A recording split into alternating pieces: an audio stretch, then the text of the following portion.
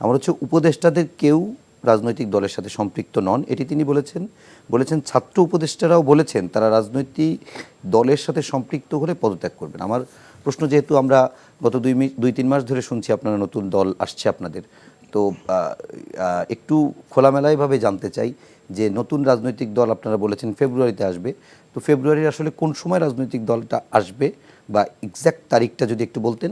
আর দ্বিতীয় হচ্ছে যে সেখানে বর্তমান উপদেষ্টাদের কেউ পদ ছেড়ে আপনাদের সাথে দলে যোগ দেবে কিনা? জুলাই আগস্টের আন্দোলনের প্রেক্ষাপটে বাংলাদেশের মানুষের মধ্যে নতুন একটি রাজনৈতিক দলের আবির্ভাব ঘটুক, সে একটা আশার জায়গা এবং আকাঙ্ক্ষার জায়গা তৈরি হয়েছে।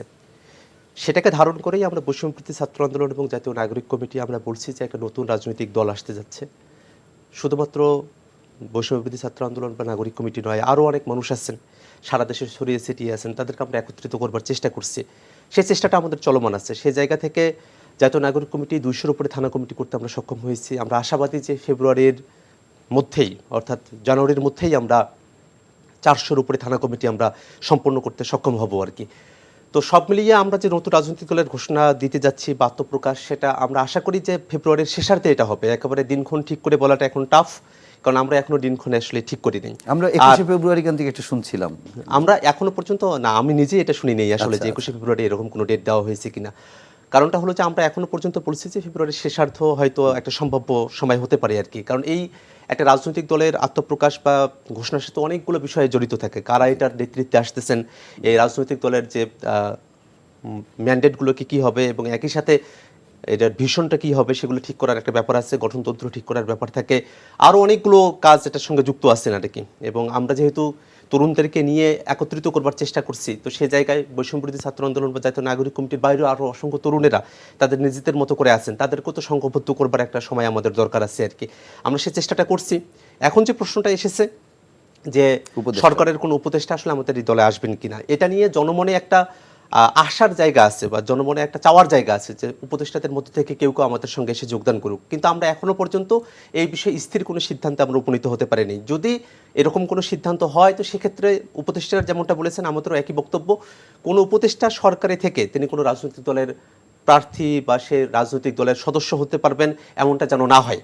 অবশ্যই কেউ যদি রাজনৈতিক দলে অংশগ্রহণ করতে চান তিনি সরকারের যে দায়িত্ব আছেন সেটা ছেড়ে দিয়ে তাকে এই রাজনৈতিক দলের অংশ হতে হবে। এটা আমাদের বিএনপি যদি হয় বিএনপির ক্ষেত্রেও একই কথা, যদি আমাদের বৈষম্যবিরোধী বা নাগরিক কমিটির যে দল আসতে যাচ্ছে সে দলের ক্ষেত্রে যদি হয় তার ক্ষেত্রেও একই কথা। সরকারে থেকে কেউ কোনো রাজনৈতিক দলের পদবি তারা কি করতে পারবেন না, ব্যবহার করতে পারবেন না। একই সঙ্গে আরেকটি জিনিস জানতে চাই, সেটি হচ্ছে নতুন রাজনৈতিক দলের আপনাদের আমরা যতটুকু শুনতে পাচ্ছি যে আপনার নেতৃত্ব অনেকটা ইয়াং হবে। ইয়াং বলতে এটা না যে 20-30 বছর, তা না, বরং অনেক বয়স্ক বা অনেক ইয়ানা থেকে একটা তারুণ্যের একটা প্রাধান্য থাকবে। আপনাদের কোনো বয়স সীমা আছে কিনা? না, আমরা বয়সসীমা আমরা জাতীয় নাগরিক কমিটির ক্ষেত্রে যেটা করেছিলাম যে অনূর্ধ্ব 50 তাদেরকে আমরা একত্রিত করবার চেষ্টাটা করেছিলাম। কিন্তু একই সাথে যারা সিনিয়র সিটিজেন আছেন তারা তো বাংলাদেশের ভোটার এবং একই সঙ্গে তারা এই তাদের দীর্ঘ জীবনে অনেক অভিজ্ঞতার মধ্য দিয়ে তারা গিয়েছেন, তো তাদেরও তো অভিজ্ঞতার সার নির্যাস আমাদের প্রয়োজন আছে। সে জায়গায় আমরা তাদেরকে আমাদের উপদেষ্টা বা আমাদের পরামর্শক হিসেবে আমরা গ্রহণ করেছি সবসময়। রাজনৈতিক দল যখন আসবে সেখানে কোনো আসলে বয়সের বেরিয়ার আমরা ওই অর্থে দেবো না, কিন্তু তারপরেও যেহেতু এই আন্দোলনটা তরুণদের নেতৃত্বে হয়েছে এবং বাংলাদেশের মানুষেরা তরুণদেরকেই নেতৃত্বে দেখতে চায়, সেখানে অবশ্যই তরুণদের একটা মিলন মেলা ঘটবে, কিন্তু তাতে করে সিনিয়র সিটিজেন যারা আছেন তারা একেবারে বাদ পড়ে যাবেন এমনটাও হবে না।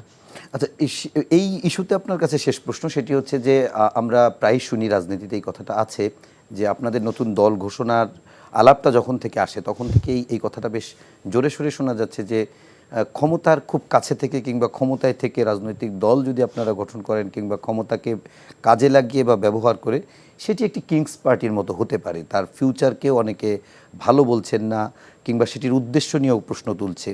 এই প্রশ্নগুলো কেন আসছে কিংবা আপনারা কি মনে করেন যে আপনারা কিংস পার্টির মতো পার্টি হবে না বা ভিন্ন কিছু হবে? দেখেন, বাংলাদেশে বর্তমানে এমন একটা সরকার আছে যে সরকার বাংলাদেশে ফেসিবাদীরা যারা তাদেরকে ব্যতি রেখে এমন কোনো দল নাই যাদের রাজনৈতিক কর্মশালা, রাজনৈতিক কার্যক্রম, রাজনৈতিক যত কিছু আছে কোনো কিছুর উপরে তাদের কোনোরূপ কোনো বাধা নিষেধ আছে। বিএনপির কোনো নেতা এখন পর্যন্ত বলতে পারবেন না যে সরকার তাদের কোনো অনুষ্ঠানে বা তাদের কোনো কিছুতে বাধা দিয়েছে। জামাতের কেউ এটা বলতে পারবেন না, বামপন্থীরা কেউ এটা বলতে পারবেন না, ছোট ছোট যে রাজনৈতিক দলগুলো আছে তারাও এটা কেউ বলতে পারবেন না। সকল দল এখন এমন একটা অবস্থায় আছে তারা চাইলেই তাদের যে কোনো রাজনৈতিক প্রোগ্রাম, যে কোনো রাজনৈতিক বক্তব্য তারা কিন্তু পেশ করতে পারতেছেন। একই কথা কিন্তু বৈষম্যবিরোধী ছাত্র আন্দোলন এবং জাতীয় নাগরিক কমিটির জন্য সত্য। আমরাও সরকারের তরফ থেকে কোনো বাধার সম্মুখীন হচ্ছি না। এই যে বাধার সম্মুখীন না হওয়া, সেটাকে যদি আনুকূল্য বলা হয়, তাহলে এই আনুকূল্য বাংলাদেশে বর্তমানে বিদ্যমান যতগুলো রাজনৈতিক দল আছে সকলের জন্য এটা প্রযোজ্য, শুধুমাত্র ফেসিবাদী যারা আছে তারা ব্যতিরেকে। অতএব এই যে বলাটা হচ্ছে যে এখানে কিংস পার্টি হবে, এখানে কিংসকে আমরা তো আমাদের মতো করে, আমরা যারা অভ্যুত্থানের অংশীজন, আমরা যারা তরুণরা আছি, আমরা তো নিজেদের মতো করে এটা গঠন করছি। আমরা তো সারা দেশে আমাদের নেতাকর্মীরা ছড়াই ছিটে পড়ছেন, আমরা আস্তে আস্তে এটা গঠন করতেছি। যদি এটা কিংস পার্টি হতো তাহলে তো কিংসের মতো করে ঘোষণা হতো। আমরা তো এমনটা চাচ্ছি না, এবং আমরা এটা বিশ্বাস করি যে বাংলাদেশের মানুষের মধ্যেই এটা চাওয়াটা আছে। সেই চাওয়াটাকে আমরা বাস্তবে রূপায়ণ করার একটা চেষ্টা করছি। সেজন্যই আমাদের একটা সময় লাগছে, আমাদেরকে ভাবতে হচ্ছে জনগণের কথাগুলো কি, সেগুলো নিয়ে আমাদেরকে দিনক্ষণ এগুলো নিয়েও আমাদেরকে ভাবতে হচ্ছে। তো এই জায়গাটাতে যে অভিযোগটা আসে যে কিংস পার্টি হতে যাচ্ছে, বিষয়টা এরকম মোটেও নয়। কারণ যদি কিংস পার্টির কথা বলা হয়, এখন বাংলাদেশে বর্তমান যতগুলো রাজনৈতিক দল আছে এই আনুকূল্যের জায়গা থেকে, তাহলে সবগুলোই কিংস পার্টি।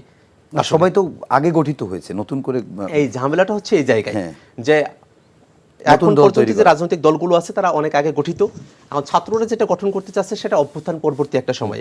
এটা তো অভ্যুত্থানের একটা চাওয়া। অভ্যুত্থানের সময়টাতে বাংলাদেশের একটা রাজনৈতিক শূন্যতা যেমন আছে, সেটা একটা বাস্তবতা। দ্বিতীয়ত হচ্ছে মানুষের চাওয়া যে তরুণরা আসুক, তারা বাংলাদেশটাকে লিড দিক, তারা বাংলাদেশের নেতৃত্ব গ্রহণ করুক। বাংলাদেশের আইনসভা থেকে শুরু করে নিয়ে প্রত্যেকটা জায়গায় তারুণ্যের জন্য একটা ছাপ থাকে। নতুন কথাগুলো মানুষ শুনতে চায়, মানুষের চাওয়ার জায়গা আছে। একটা দল আগে গঠিত হয়েছে বা একটা দল পরে গঠিত হইতেছে, কিন্তু আপনি যদি ফারাকটা দেখেন, কোনো ফারাক নাই। কিন্তু সরকারের যদি আমি বলি, সরকারের তরফ থেকে এটা কি কেউ বলতে পারবে, বিএনপির কোনো নেতা, যে সরকারের তরফ থেকে বিএনপির কোনো অনুষ্ঠানে এখন পর্যন্ত বাধা বা কোনো ধরনের নিষেধ কোনো কিছু করা হয়েছে? সবাই তো ফেসিলিটেড অবস্থায় আছে, সবাই একটা অনুকূল একটা গণতন্ত্রের পরিবেশটা যেমন হওয়া দরকার সেটা আছে। বরং এর আগে যেটা হয়েছে, এই গত 16টা বছর ধরে বাংলাদেশে কোনো রাজনৈতিক দলই তারা কোনো রকমভাবে তারা তাদের কার্যক্রমগুলো সম্পূর্ণ করতে পারেনি। কেউ ছোট্ট একটা যদি সমাবেশ করতে চেয়েছে, সেখানে ওই পুলিশ গিয়ে, তারপরে গোয়েন্দা বাহিনীর লোকেরা গিয়ে তাদেরকে বাধা দিয়েছে, তাদেরকে সেখান থেকে গ্রেফতার করে ধরে নিয়ে এসেছে। এরকম তো কোনো কিছু হচ্ছে না।